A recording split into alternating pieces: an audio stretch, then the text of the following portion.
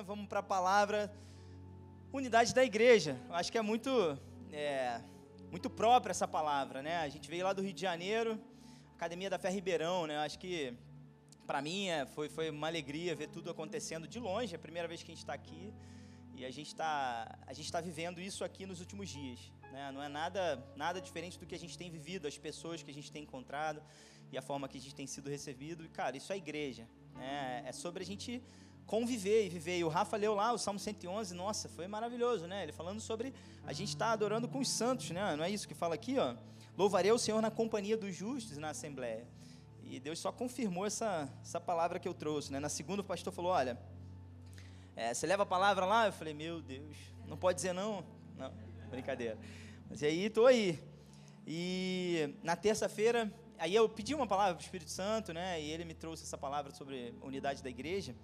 E na terça-feira a gente estava numa reunião lá da igreja, o pastor Rodrigo, conversando com ele lá, o pastor lá da Tijuca, ele trouxe uma palavra que ele tinha levado lá no recreio e confirmou isso no meu coração, foi um selo. Então, o que Deus tem para falar, Ele tem para falar e vamos embora.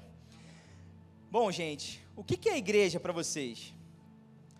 Qual é o conceito de igreja que vocês têm aí no coração de vocês? Então, a gente pode pensar muitas coisas, né? A gente pode pensar que igreja é um templo, a reunião dos santos, beleza? É um conjunto de fiéis. Se a gente for buscar significado frio, né? A gente vai encontrar muitas coisas. Mas eu queria conversar primeiro, falar um pouquinho sobre a igreja, né? Não é um lugar que a gente frequenta mensalmente ou semanalmente, e a gente vai domingo à noite para ouvir uma palavra. Não, a gente precisa participar desse corpo, né? E o Carlito Paz, aqui da igreja da cidade de São José dos Campos, ele tem uma frase, que ele tem camisa estampada, caneca e tudo, que ele fala muito sobre isso, ó. A igreja não é um lugar para frequentar, mas uma família para pertencer, né? E essa é a família de Deus, né? E é sobre isso que eu queria conversar um pouquinho, com foco nessa unidade, né? Então vamos abrir lá a palavra, eu coloquei aqui para facilitar, de Efésios 2, de 14 a 22. Essa água aqui é para mim? Obrigado. Então vamos lá, Efésios 2, de 14 a 22. Quem não chegou, tudo bem, pode acompanhar aqui. A versão que eu coloquei aqui é da Nova Almeida Atualizada. Então vamos lá, a palavra diz assim, olha, porque Ele é a nossa paz, de dois povos Ele fez um só, e na sua carne derrubou a parede de separação que estava no meio, a inimizade. Cristo aboliu a lei dos mandamentos na forma de ordenanças para que dos dois criasse em si mesmo uma nova humanidade, fazendo a paz, e reconciliasse ambos em um só corpo com Deus, por meio da cruz, destruindo a inimizade por meio dela. E quando veio, Cristo evangelizou paz a vocês que estavam longe e paz também aos que estavam perto, porque por meio dele, ambos temos acesso ao Pai em um só Espírito. Assim, vocês não são mais estrangeiros e peregrinos, mas concidadãos dos santos e membros da família de Deus, edificados sobre o fundamento dos apóstolos e profetas, sendo Ele mesmo Cristo Jesus a pedra angular. Nele, todo o edifício, bem ajustado, cresce para ser um santuário dedicado ao Senhor. Nele também vocês estão sendo edificados junto com os outros para serem morada de Deus no Espírito Santo. Amém, Pai, obrigado pela Tua palavra. A gente te louva e te adora, Deus, porque o Senhor nos deixou essa coisa tão preciosa, Deus, que é o Senhor mesmo, a Tua palavra, que nos edifica, que nos constrói, que nos corrige, Deus. E nessa noite eu peço que o Senhor traga uma revelação fresca, nova, aos nossos corações, ao coração de cada um, né, trazendo uma revelação própria para o que cada um tem vivido, Deus, né, desconstruindo aquilo que tem que desconstruir e construindo algo novo para prosseguimento da caminhada com saúde desse corpo de Cristo, Pai, em nome de Jesus. Amém.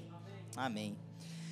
Então, gente, esse texto, a Sociedade Bíblica está falando aqui sobre os gentios e os judeus são unidos pela cruz de Cristo. Graças a Deus, né? Quem é judeu aqui? Ninguém. Alguém? Rafa mas somos gentios, né? E graças a Deus pela cruz, né? Jesus reconciliou todas as coisas com o Pai e fez um só povo para Ele, né? Temos o sangue de Cristo que nos cobre, somos uma família. E para a gente definir igreja, bem rapidinho, eu coloquei esse texto, ele vai falar muito sobre isso, né? A gente vai pegar versículo por versículo e a gente vai ver isso, mas igreja é uma família para o Pai, um corpo para o Filho, qual Ele é o cabeça, e uma casa para o Espírito. Essa é a igreja, né? No verso 19, se a gente for ver lá, Ele fala assim, olha, assim vocês não são mais estrangeiros e peregrinos, mas concidadãos dos santos e membros da família de Deus. Então somos uma família para o Pai, né? A segunda parte fala sobre um corpo para o Filho.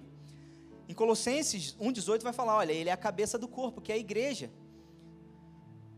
Em terceiro, ele é uma casa para o Espírito. No verso 21 e 22 fala, olha, nele todo edifício bem ajustado cresce para ser o santuário dedicado ao Senhor. E no verso 22 ele fala, olha, nele também vocês estão sendo edificados junto com os outros para serem o quê? Morada de Deus no Espírito. Então essa, para mim, é uma melhor definição, né, focado nessa passagem, sobre sermos igreja. Então a gente é uma família para o Pai, um corpo para o Filho e uma casa para o Espírito. E o meu foco nessa noite, gente, é falar sobre a família do Pai. Talvez a gente não tenha uma revelação, uma experiência muito boa de família, né? Muitos talvez tenham crescido numa família muito desestruturada, com muitos problemas, mas a gente está falando da família de Deus, né? A gente precisa olhar com esses olhos, né? Então, falando sobre unidade da igreja, com essa perspectiva de família, ela só funciona na unidade. Uma família só funciona na unidade. E unidade não é ser todo mundo igual, gente.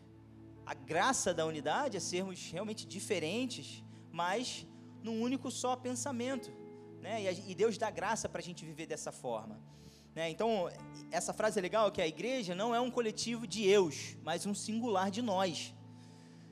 Porque se a gente olhar para nós mesmos o tempo inteiro, vai ser muito difícil a gente conseguir olhar para o outro, né? Na última semana eu estava falando lá na igreja que os nossos olhos, eles foram feitos... A única pessoa que a gente não consegue enxergar com os nossos olhos somos nós mesmos. Se a gente olhar para frente, a gente está enxergando sempre o outro, né? Então, nada do nada, tudo fala. Então, os nossos olhos são para a gente olhar o próximo, olhar para frente, olhar o que a gente... a necessidade do outro, e viver a igreja é muito sobre isso. Então, a igreja não é como uma família, ela é uma família, né? Não é como uma família. E o Senhor, Ele nos chamou para a gente sermos essa família nessa jornada. E à medida que a gente vai caminhando um com o outro, a gente vai sendo aperfeiçoados. Isso é maravilhoso. O pastor fala às vezes isso, eu acho engraçado. Não pede paciência para Deus, porque Ele vai te mandar uma pessoa chata, para que você construa paciência. Porque a vida com Deus, gente, não é Deus me dá isso, Ele vai dar. Não é assim, simplesmente. Aí Ele vai construir algo com a gente, principalmente na área de relacionamento com outros, né?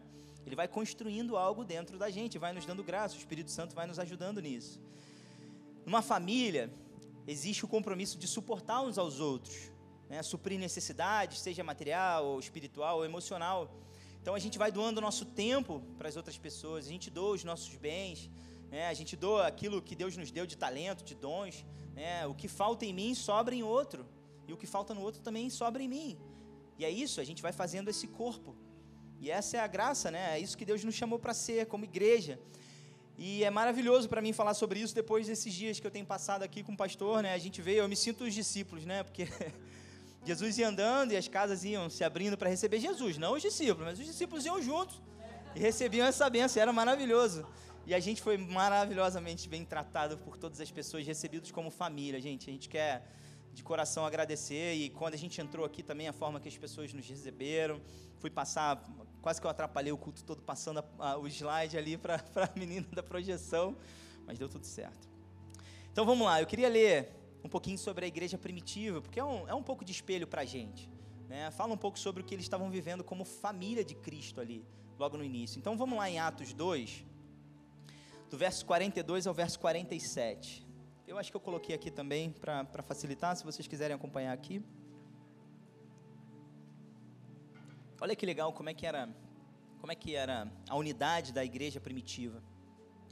Olha, fala, e perseveravam na doutrina dos apóstolos e na comunhão, no partir do pão e nas orações.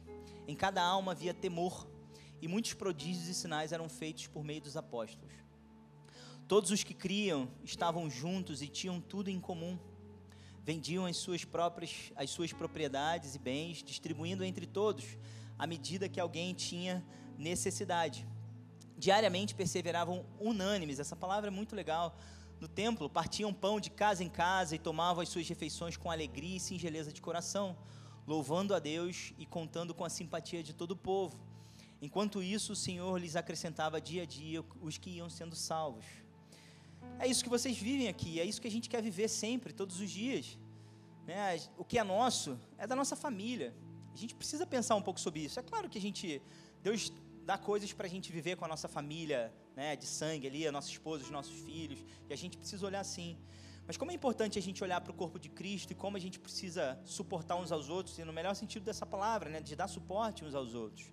Né? Aqui está falando sobre eles vendiam propriedades. Né? Eu lembro do pastor Rodrigo semana passada falando sobre Barnabé. Ele vendeu a propriedade e colocou aos pés dos discípulos ali. Né? E esse é o nosso coração. Num tempo como esse, de desafios, de uma terra nova, Deus vai colocar muitos desafios. O pastor tem falado sobre isso no coração da igreja, para derramar aos pés dele. Né? E Deus vai fazer a gente prosperar em cima de desafios que Ele vai fazendo no nosso coração. Então essa busca da unidade é uma obra do Espírito, gente. Não é uma obra nossa. A gente nunca vai conseguir suportar uns aos outros e dar apoio uns aos outros na força do nosso braço, porque não vai haver verdade de coração, sabe? A gente não vai ser verdadeiro, tem que ser algo do Espírito. Né? E essa é a comunhão dos santos. Então, a igreja é a comunhão, né, dos diferentes, como eu tinha falado. E assim, por mais que a gente seja muito diferente, a gente imagina, a gente casa com uma pessoa com uma história completamente diferente, falando de família ali, né? E é muito difícil a gente conseguir caminhar junto, demora um tempo para a gente poder se alinhar, a gente alinhar as nossas expectativas, né? E a melhor consciência quando a gente casa, eu demorei um pouco para perceber isso, mas graças a Deus, Deus me deu luz, é que a gente precisa pensar no outro primeiro. A gente não casa para ser feliz, né? A gente casa para fazer o outro feliz. Então, se a gente coloca a nossa base, a nossa crença toda de que eu vou casar para ser feliz, a gente vai se frustrar muitas vezes. E nisso, né, na comunhão com os nossos irmãos da igreja, a gente tem que pensar sobre isso, porque são pessoas imperfeitas juntos, né, gente? A gente vai se decepcionar, a gente vai se frustrar, a gente vai decepcionar, a gente também vai frustrar pessoas, né? Isso é importante porque isso faz parte, isso vai exercer na gente perseverança, vai fazer a gente exercer perdão, né? A gente estender a mão de graça e misericórdia para o outro. Então, essa consciência de que existe algo maior que nos une, muito maior do que aquilo que separa a gente, é muito importante para a gente continuar caminhando em unidade, sabe? A gente pensar, cara, o que eu tenho que une com o meu irmão é muito maior do que essas diferenças que a gente tem, seja ele palmeirense ou corintiano, ou botafoguense. Estamos todos torcendo por vocês esse ano. Ou Fluminense aí, ó, campeão ontem.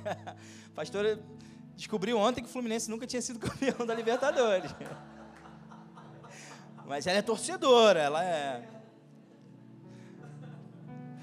Mas é isso, gente. Então, olha, a gente não está formando uma família. A gente está revelando a família de Deus através da nossa comunhão. A gente não está formando uma família, né? Deus já fez isso. Na obra da cruz, a gente leu lá em Efésios, né? Da união dos povos, dos gentios e dos judeus. E a gente já é uma família. A gente revela essa família para o mundo através da nossa comunhão uns com os outros. E igreja, gente, também pode ser vista como corpo, né? Eu queria focar em família, mas um parênteses sobre corpo. A gente não é igreja sozinho.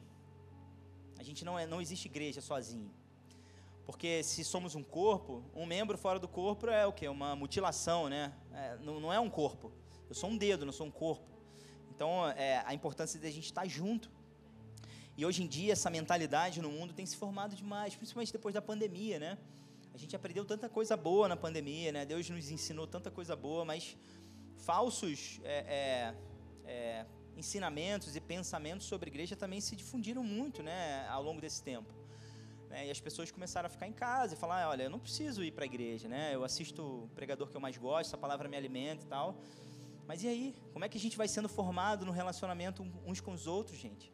O nosso relacionamento com o Pai, né? Ele precisa refletir no nosso relacionamento uns com os outros. Eu preciso adorar a Deus servindo no meu irmão. Quem é pai e mãe aí? Quem é pai e mãe? Cara, eu não tenho outro filho para ver as brigas de irmãos e tudo mais, né? Não tenho isso, mas não tem nada, eu acho que alegra mais o coração do pai de ver os irmãos unidos, de ver as pessoas caminhando juntos. E os filhos são diferentes, são muito diferentes. Mas o que alegra o coração do pai é essa família unida. E existe esse engano, né? E o pastor Rodrigo da Simples Igreja, o apóstolo da simplicidade, ele falou algo muito interessante sobre isso, porque ele falou assim, gente, você imagina você é pai, e alguém te convida para ir na sua casa, e essa pessoa fala assim, olha, vem você e sua esposa, mas seu filho não, porque eu não gosto do seu filho. Como é que você se sente? É assim que Deus se sente quando a gente rejeita o nosso irmão, quando a gente não aceita o nosso irmão. Não que seja fácil, gente, é difícil conviver mesmo. Tem pessoas difíceis e a gente também é muito difícil de conviver. Nós temos os nossos probleminhas, né? Então não existe esse eu amo a Deus, eu amo o Pai, mas eu não amo os meus irmãos. Imagina o coração de Deus quando Ele enxerga algo, né? E tanto que Jesus e ao longo da palavra a gente vai vendo isso. Eu só consigo reconhecer meu Deus como Pai efetivamente se eu tiver a consciência de quem são os meus irmãos. E eu conseguir, e isso, gente, às vezes exige esforço, sabe? Não é algo que vai vir naturalmente, a gente precisa se submeter à palavra. Olha que legal, como Jesus valorizava isso, como Jesus valorizava a unidade, o relacionamento dos irmãos. Primeiro o seguinte, vocês lembram lá os 12 apóstolos? E tem uma história de 2 deles, que depois que você vai estudar um pouquinho, que é Simão o Zelote e Mateus o Publicano. Uma história rapidinho sobre o Publicano e o Zelote. O Publicano, ele trabalhava lá para Roma, ele era judeu e ele trabalhava para Roma lá coletando impostos. Então, para o povo judeu, aquele cara era um traidor, e ele chama lá Mateus. E o Zelote, né, o Simão aqui, fala que ele era de um movimento judeu que ele lutava contra esse império de Roma que amassava o povo judeu, né? Cobrava impostos altíssimos e o povo era cativo naquele governo de Roma. E os zelotes, muitos deles, até os extremistas, eles agrediam, eles usavam de violência com esses judeus considerados traidores. Porque como assim, você é do meu povo e você está trabalhando para esses caras, cobrando imposto do seu povo? E Jesus chama 2 deles, chama Mateus e chama Simão para andarem juntos com eles. Então você imagina quando Jesus saiu, o que não podia acontecer.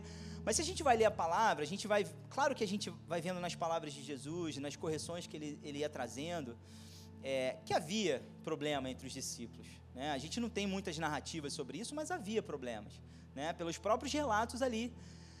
Mas a gente vê que não tem nada, que Deus ele não está valorizando isso, essas diferenças, porque o que unia eles era muito poderoso, gente. Eles tinham sido chamados para uma obra grandiosa, e é isso que a gente foi chamado também. Então, diferenças políticas, diferenças de ideais, isso não pode separar a gente. A gente viu a política aí uns anos atrás, uma briga da igreja. Isso não pode acontecer dentro de uma família, isso aconteceu dentro de famílias também, pessoas do mesmo sangue, sem falar com pai, sem falar com mãe, por causa de política. E meus pais têm pensamentos e ideais políticos totalmente opostos do meu. E aí? Cara, o que me une é o meu pai e a minha mãe, olha a minha história. Eu não posso permitir que isso aconteça. E muitas vezes eu caí no engano de entrar numa discussão e tal, mas rolou perdão e a gente tá firme. Mas a gente não pode cair nesse engano, gente. A gente jamais pode cair nesse engano. E para a gente ver como é que Jesus, ele valorizava isso, vamos lá em João 17, de 20 a 23. Jesus já estava no final da carreira dele, um pouquinho antes dele ser preso. Ele faz uma oração, conhecida como a oração sacerdotal. E essa oração é poderosa, é maravilhosa. João 17, a partir do versículo 20. E eu não botei aqui não. E ele está orando por a gente, tá? Ele está orando por nós aqui. Ele ora pelos discípulos e ele fala o seguinte a partir do verso 20, olha: não peço somente por estes, mas também por aqueles que vierem a crer em mim. É o meu caso, é o seu caso. Por meio da palavra que eles falarem, a fim de que todos sejam um, e como tu, ó Pai, estás em mim, e eu em ti, também eles estejam em nós, para que o mundo, olha isso, gente, para que o mundo creia que tu me enviaste.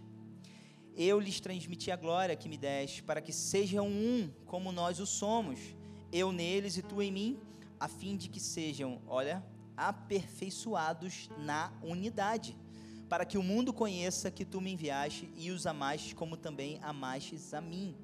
Olha essa oração de Jesus, gente. Ele está falando sobre a gente ser aperfeiçoado nessa unidade.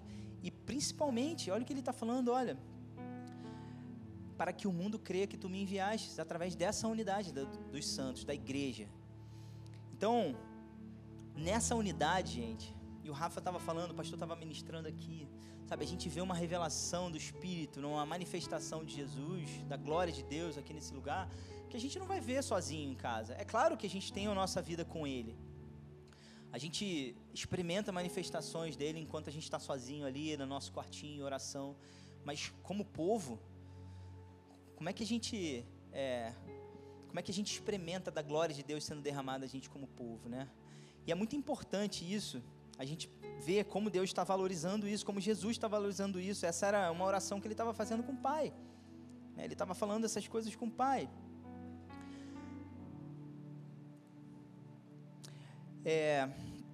Mas existe um porém nisso tudo, né? Às vezes, a gente reconhece a Deus, mas a gente não quer reconhecer, a gente reconhece o Pai, mas a gente não quer reconhecer o irmão. E a gente às vezes parece o filho pródigo, o filho mais velho lá da parábola do filho pródigo, né? E a gente rejeita o nosso irmão, a gente não consegue entender como o pai pode perdoar o nosso irmão, né? Então, não é para isso que Deus nos chamou. Lá em 1 João, e aí olha o que a palavra diz sobre amar a Deus, mas não amar o seu irmão, mais uma vez, olha o que a palavra nos chama, em 1 João 4, 19 a 21, 19 diz, nós amamos porque Ele nos amou primeiro. Se alguém disser, amo a Deus, mas odiar o seu irmão, esse é o quê? Mentiroso, pois quem não ama o seu irmão, a quem vê, não pode amar a Deus a quem não vê. E o mandamento que dele temos é este, quem ama a Deus, que ame também o seu irmão. Mateus 5, 23 está dizendo, olha, portanto, se você estiver trazendo a sua oferta ao altar, e lá se lembrar que seu irmão tem alguma coisa contra você, deixa diante do altar a sua oferta, e vá primeiro reconciliar com seu irmão, então volte e faça a sua oferta. Você como um pai, você prefere receber uma oferta do filho, ou ver os irmãos andando junto em unidade? É claro que um pai vai sempre escolher que os irmãos caminhem em unidade. Jesus fala lá em Marcos 3, 22, não precisa abrir, eu vou falando e a gente vai conversando um pouquinho, que ele estava fazendo muitos milagres e muitos sinais, e os escribas, eles tinham vindo de Jerusalém, eles estavam falando, olha, ele está possuído por Beelzebu, lá em Marcos 3, 22. Ele expulsa os demônios pelo poder maioral dos demônios. E aí Jesus chama eles ali e vai falar por meio de parábolas, olha, como Satanás pode expulsar Satanás? Se um reino estiver dividido contra si mesmo, tal reino não pode subsistir. Se uma casa estiver dividida contra si mesma, tal casa não poderá subsistir. Se Satanás se levantou contra si mesmo e está dividido, não pode subsistir, esse é o seu fim. Então, gente, como é que a gente pode avançar como igreja com divisão? A gente não pode, a gente não vai avançar dessa forma. Mas esse não é o nosso caso, amém? Eu não vim aqui trazer uma palavra de condenação, mas de encorajamento para a gente continuar prosseguindo, amém? Como igreja. Porque a gente vai voltar lá em João 17, se você não fechou, porque o foco da igreja é glorificar o Pai e revelar Jesus ao mundo. E no verso 23 ele está falando isso, olha, eu neles e tu em mim, a fim de que sejam aperfeiçoados na unidade para o quê? Para que o mundo conheça que tu me enviaste e os amaste como também amaste a mim. Então, olha, a unidade da família de Deus revela ao mundo que Jesus é o Messias, nessa unidade, porque a gente pode servir aqui com a maior excelência do mundo, e graças a Deus que a gente tem excelência aqui na Academia da Fé, né? Porque Deus é um Deus excelente, né? E chamou a gente para servir dessa forma. Mas a palavra está dizendo, porque lá fora, gente, há excelência em muitas coisas. Você vai num evento de música, você vai ver excelentes músicos, excelente som, né? Pessoas servindo uns aos outros ali, por obrigação talvez, mas às vezes você vai ser muito bem atendido, aqui mais do que no Rio de Janeiro, mas vai ser muito bem atendido. Mas a palavra está dizendo, mas o que falta no mundo principalmente? Né? Falta no mundo unidade. O mundo está todo quebrado em relação a relacionamentos, né? Até as alianças que foram feitas, a gente vai vendo as famílias sendo quebradas. Então, o mundo vai reconhecer Jesus como Messias através da comunhão dos santos, através dessa unidade, da gente caminhar, da gente andar palestinos e judeus juntos, corintianos e palmeirenses juntos, né? Direita, esquerda, não importa, gente. né? A gente suportando uns aos outros, o PhD e o cara que é iletrado, a gente, sabe, a gente precisa uns dos outros. A gente estava conversando esses dias sobre os corações das gerações, né? De pais para filhos e filhos para os pais. A palavra tem uma palavra profética para o final dos tempos sobre isso, né? Precisamos uns dos outros. Eu preciso do conhecimento, da experiência das pessoas que já estão caminhando há muitos anos, e eles precisam da gente também, para a gente caminhar junto, para a gente ser mais um braço forte junto com eles. E essa é a igreja, e é assim que o mundo vai enxergar Jesus, através dos nossos relacionamentos. O mundo verá através dos nossos relacionamentos, sabe? Essa qualidade, esse prédio bonito é legal, mas não é isso que vai revelar. João 13, de 34 a 35, fala: olha, eu lhes dou um novo mandamento, que vocês amem uns aos outros, assim como eu os amei, que também vocês amem uns aos outros. Nisto, todos conhecerão que vocês são meus discípulos, se tiverem amor uns com os outros, como Ele nos amou, dando a nossa vida pelo nosso irmão. Dando a nossa vida, gente, talvez seja muito radical. A gente pode pensar, pô, vou dar minha vida, mas a gente vai aprendendo ao longo da palavra, como Deus nos ensina. A gente, agora que eu vi que estão me expulsando já, gente. Não, tô brincando. Sabe, a gente vai ler lá no Sermão do Monte, Jesus quebrando tantos pensamentos e conclusões, né, trazendo uma nova visão sobre o nosso relacionamento uns com os outros. Ele fala pra gente amar o nosso inimigo. Se o seu inimigo tiver fome, dá-lhe de comer. Se tiver sede, dá-lhe de beber. É uma quebra, né, do nosso eu. É uma quebra da umbingolândia, como diz o pastor Carlinhos, né, de olhar para o nosso umbigo, né? Como assim? E Jesus tem uma passagem que ele fala sobre o que há de bom amar o nosso amigo. Até os ímpios fazem isso, mas nós, como igreja, a gente precisa amar os nossos inimigos. Não que a gente tenha inimigos aqui dentro, a gente não pode ter inimigos dentro da igreja. Esse não, o nosso irmão não é o nosso inimigo. Ele pode ter todos os problemas do mundo, mas ele não é o nosso inimigo, né? Mas é um nível de amor profundo que a gente dá à nossa vida, do ponto de vista de dar o nosso tempo. Às vezes a gente tem um compromisso, um lazer, alguma coisa marcado, e a gente está vendo que o nosso irmão está com uma necessidade. E aí, eu estou disposto a abrir mão daquele momento? Sabe, não quer dizer que você tem que abandonar a sua família e todas as coisas para cuidar do irmão. Existe um equilíbrio na palavra, né? O Espírito traz equilíbrio dentro da gente para todas as coisas, e a gente começa a ver as coisas com equilíbrio na perspectiva do céu. Mas existe esse caminhar de abrir mão de muitas coisas, abrir mão de assistir um jogo, abrir mão de fazer alguma coisa que você gostaria de fazer para você gastar tempo com o teu irmão que está precisando naquele momento, sabe? Isso é morrer para nós mesmos, muitas vezes, morrer para os nossos prazeres, morrer por aquilo que a gente quer. Isso é ser igreja, né? Essa é a igreja primitiva que a gente aprende muito, é isso que a palavra vai nos ensinar. Olha o que diz em 1 João 3, de 14 a 18. E é forte essa palavra, mas essa palavra sobre morte, e traga um pouco de leveza sobre o que a gente precisa matar às vezes na nossa vida, né? O eu, para que a gente possa olhar para o nosso irmão. Diz a partir do verso 14 de 1 João 3: nós sabemos que já passamos da morte para a vida, porque amamos os irmãos. Quem não ama, permanece na morte.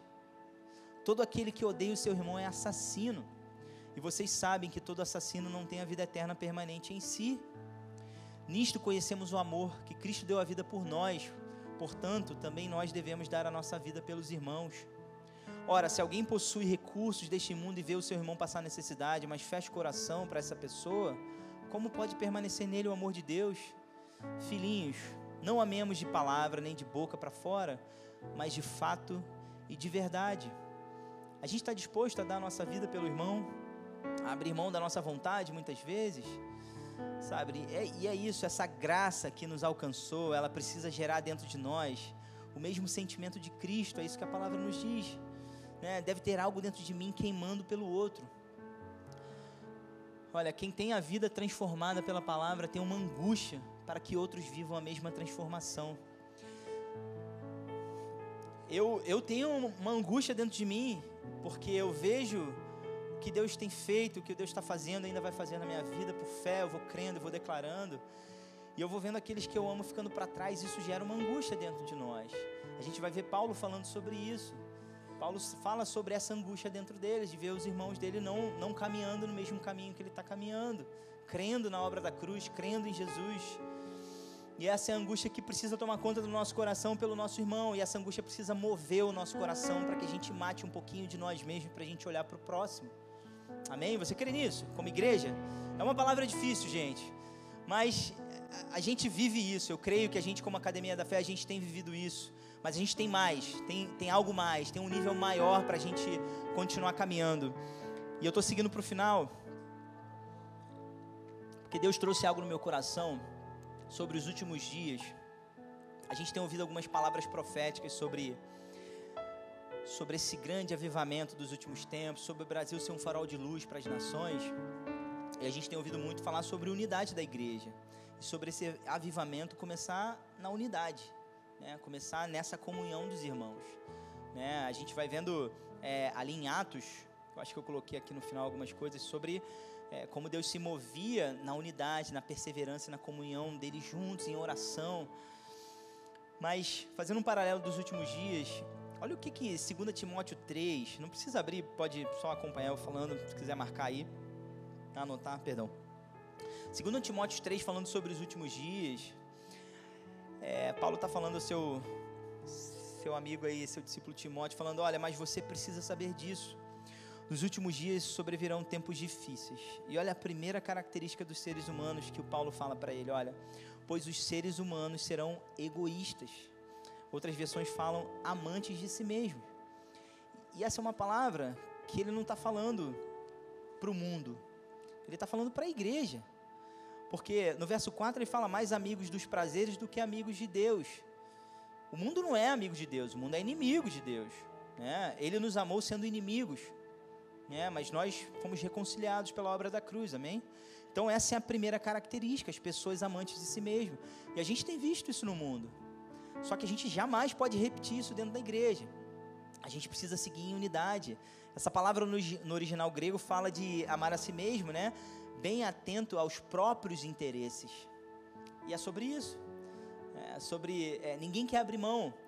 Hoje em dia, e graças a Deus a mulher conquistou um espaço no mercado de trabalho, isso é maravilhoso, a gente vê isso, mas às vezes, Deus vai pedir para a gente abrir mão, até nós também, ou a mulher, às vezes tem trabalhos e ofertas importantes para a nossa carreira, para a gente sair da cidade, para a gente ir para um outro lugar, ou para a gente ir para uma outra empresa, e parece que aquilo é uma boa proposta, mas a palavra já avisa, olha, caminhos ao homem que parecem bons, mas o fim leva à morte. Então, a gente está disposto a abrir mão, às vezes, de propostas e coisas que vão levar a nossa carreira a um outro nível, para algo que Deus está nos mostrando, algo que o corpo de Cristo, às vezes, precisa da gente aqui, ou a nossa família precisa da gente aqui.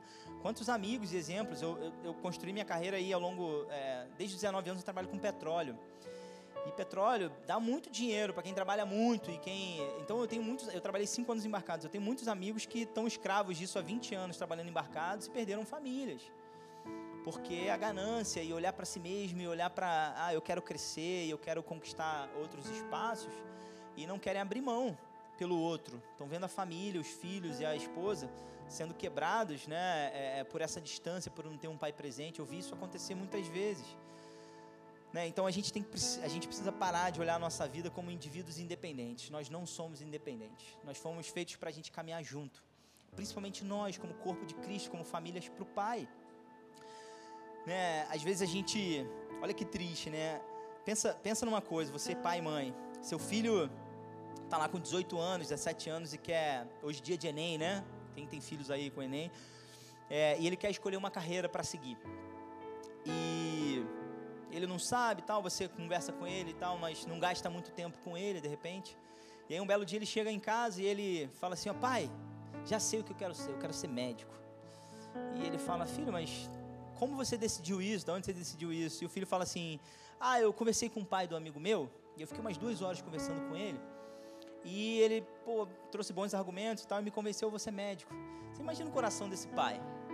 Você decidiu porque um pai de um amigo seu conversou contigo e te convenceu. Você imagina? E é isso muitas vezes que a gente faz com Deus. Muitas vezes a gente chega, às vezes, na nossa igreja, para o nosso pastor e fala, estou indo embora da cidade. Para os nossos amigos, estou indo embora, vou trabalhar em algum lugar, E a gente toma uma decisão sem nem conversar com o nosso pastor, sem nem conversar com o nosso irmão, sem nem conversar com Deus muitas vezes. E são esses que estão caminhando com a gente todo dia e podem orar em concordância contigo para tomar essa decisão. E essa é a igreja. Essa é a igreja, a gente foi chamado para ser esse tipo de igreja.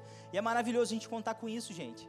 Né? Às vezes a gente tem uma proposta de trabalho e aquilo queima no nosso coração e tal, mas a gente não tem certeza. Chama o irmão de conexão para orar contigo, traz isso para conexão. Olha, eu tenho uma proposta, vai no seu pastor, conversa, coloca o seu joelho no chão, fala com Deus, sabe? Porque muitas vezes a proposta é boa, mas não é o que Deus tem, e os seus irmãos vão te ajudar a tomar essa decisão junto. Essa é a igreja, sabe? Não deixe o coração do pai triste porque você tomou uma decisão independente, como um ser independente. A gente caminha num corpo, e é maravilhoso a gente contar com esse suporte dos nossos irmãos, né? Então, para a gente terminar, como é que a gente faz para ser parte dessa igreja imperfeita? Né? Como é que a gente, nessa comunhão do Espírito, a gente permanece constante na palavra, oração, produzindo fruto do Espírito? Colossenses 3, de 12 a 14, ensina a gente, olha, portanto, como eleitos de Deus, santos e amados, revistam-se de profunda compaixão, de bondade, de humildade, de mansidão e de paciência. Suportem-se uns aos outros e perdoem-se mutuamente. Caso alguém tenha motivo de queixa contra outra pessoa, assim como o Senhor perdoou vocês, perdoem também uns aos outros. Acima de tudo isto, porém, esteja o amor, que é o vínculo da perfeição. E eu não vou entrar no aspecto do perdão, porque senão a gente tem muita coisa para falar sobre perdão. Eu tenho experiência de perdão, né, que transforma as nossas vidas. Mas a palavra vai ter muita coisa para falar de perdão. Mas andar com o nosso irmão e a gente viver pela fé, a gente ter esse espírito. Pode subir, galera, vamos embora, a gente já está acabando. A gente viver nesse espírito e deixar que o Espírito Santo ele produza o fruto através dessa comunhão, né, da comunhão com o Espírito e da comunhão com os nossos irmãos. E a gente vai produzindo esses frutos do Espírito, essa paciência, essa bondade, benignidade, essa longanimidade com o nosso irmão. A gente vai aguentando aqueles chatos com muita graça, né? Porque muitas vezes a gente quer do Pai graça e misericórdia, mas a gente não consegue estender para o nosso irmão. Não, a gente precisa fazer a mesma coisa, sabe? E como conviver com os pastores, conviver com os irmãos lá na Academia da Fé, isso tem me ensinado sobre isso, sobre a gente estender graça. Eu tenho visto como eles estendem graça e misericórdia, sabe? Surge um problema, surge alguma coisa, a pessoa está precisando, existe graça e misericórdia, porque a gente aprende do Pai, é assim que o Pai nos trata, né? E à medida que a gente vai caminhando, a gente vai sendo imagem e semelhança dele cada vez mais, aprendendo a ser parecido com Jesus, e a gente vai vendo a manifestação dele nessa unidade. Então nós somos a família de Deus, e a manifestação da glória de Deus sobre a face da terra começa na unidade da igreja. Lá em 2 Crônicas a gente vai ver a manifestação lá, depois de Salomão construir o templo, né? Eles estavam unânimes lá e desceu o fogo do céu, e fala que todos os filhos de Israel, vendo descer o fogo do céu e a glória do Senhor sobre o templo, se inclinaram com o rosto em terra sobre o pavimento e adoraram e louvaram o Senhor, porque Ele é bom e porque a sua misericórdia dura para sempre. Mas antes estavam falando que eles estavam ali unânimes, todo mundo no mesmo propósito. Em Atos, na igreja primitiva, a gente vai ver lá no verso 1, no capítulo 1, verso 14, fala que eles perseveravam unânimes em oração com as mulheres, com a Maria, mãe de Jesus, e com os irmãos dele, falando sobre os apóstolos. E no verso 2, o que acontece? O Pentecoste, eles estavam reunidos e de repente veio um som como de um vento impetuoso, encheu toda a casa onde estavam sentados. E apareceram distribuídas entre eles línguas de fogo, as quais pousaram sobre cada um deles, e todos ficaram cheios do Espírito e começaram a falar em outras línguas, mostrando o poder dessa unidade, da perseverança unânimes como igreja, né? Essa igreja primitiva. Em Atos 4, 24 e verso 31, uma vez soltos, Pedro e João procuraram os irmãos, eles contaram tudo o que os principais sacerdotes e os anciãos lhes tinham falado. Ouvindo isso, unânimes, levantaram a voz a Deus e disseram, eles estavam adorando, olha, Tu, soberano Senhor, fizeste o céu e a terra, o mar e tudo que neles há.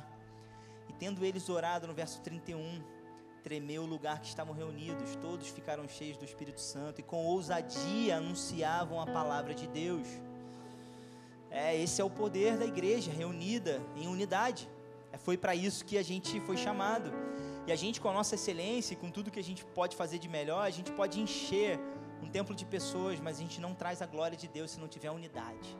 Se a gente não permanecer e perseverar unânimes como uma igreja. E esses somos nós, somos eu e você. Essa é a Academia da Fé Ribeirão Preto, Academia da Fé Tijuca. Essa é a Academia da Fé e nós fazemos parte de todo o corpo. E a gente não pode cair no engano que só a Academia da Fé é boa e tem a palavra, não. A gente precisa também olhar com graça e misericórdia para os nossos irmãos, às vezes que estão num caminho que não é muito legal. A gente precisa respeitar, a gente precisa trazer palavras de encorajamento para eles. Nós somos um corpo só, a Academia da Fé é uma parte, gente. E jamais pode haver divisão nesse corpo, amém? Amém. Eu queria que você fechasse os olhos. Vamos fechar e vamos começar a pensar sobre essa unidade e como é importante a gente caminhar junto. E como é maravilhoso a gente ver a manifestação do Pai através do irmão.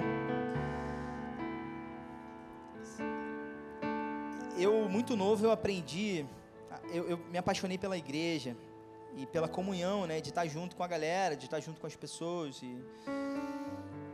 Mas como eu fui abençoado, como Deus derramou uma graça sobre as nossas vidas, a gente viveu coisas e tem vivido coisas grandiosas na Academia da Fé, né? E não quero exaltar uma placa, mas essa comunhão dos santos, pessoas comprometidas com a palavra e que têm aprendido de Deus a importância de amar o seu irmão e andar em unidade com ele.